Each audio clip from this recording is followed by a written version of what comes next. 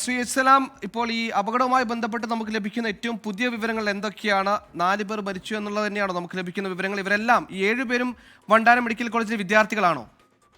അതെ, അങ്ങനെയാണ് ഇപ്പോൾ വിവരം കിട്ടിയത്. അതിൽ 3 പേര് ജനറൽ ഹോസ്പിറ്റലായിരുന്നു, അവിടെ നിന്ന് ഇങ്ങോട്ട് കൊണ്ടുവരുന്നോണ്ടിരിക്കുന്നു മെഡിക്കൽ കോളേജിലേക്ക്. 4 പേര് മരണമാണ് ഇപ്പോൾ സ്ഥിരീകരിച്ച് പറഞ്ഞത്.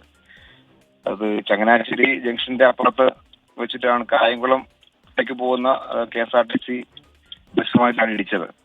അപ്പോൾ ഒരു ദാരുണമായൊരു ഒരു ഒരു സ്ഥിതിയാണ്, ഒരു വല്ലാത്തൊരു സ്ഥിതിയാണ്.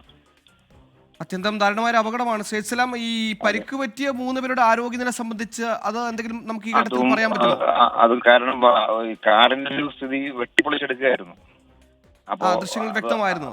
അതെ, നല്ല പരിക്ക് തന്നെ ഉണ്ടെന്നുള്ള നിലയിലാണ് അത് വന്നേക്കുന്നത്. ഇവര് 7 പേരും 1ാം വർഷ വിദ്യാർത്ഥികളാണെന്നാണോ മനസ്സിലാക്കുന്നത്? അതിന്റെ ഒരു വിവരങ്ങൾ പൂർണ്ണമായിട്ട് കിട്ടിയിട്ടില്ല.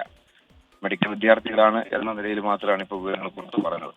ഓക്കെ, ഇവർ എങ്ങോട്ടേക്ക് പോയതാണെന്നോ അല്ലെങ്കിൽ എന്താണ് സംഭവിച്ചതെന്നോ അടക്കമുള്ള കാര്യങ്ങൾ അതൊന്നും ഒരു ഇല്ല. പെട്ടെന്ന് ഞാനിത് ഹോസ്പിറ്റലിലേക്ക് അങ്ങോട്ടും ഇങ്ങോട്ടും മാറ്റുമായിരുന്നു പെട്ടെന്ന്. ശരി, അപ്പൊ 4 മരണം സ്ഥിരീകരിച്ചിട്ടുണ്ടല്ലോ നിലവിൽ? അതെ, 4 മരണം സ്ഥിരീകരിച്ചു. ഓക്കെ, ശ്രീ എസ്സലാം MLA ആണ് ഈ ഘട്ടത്തിൽ പ്രതികരിച്ചത്. നന്ദി ശ്രീ എസ്സലാം.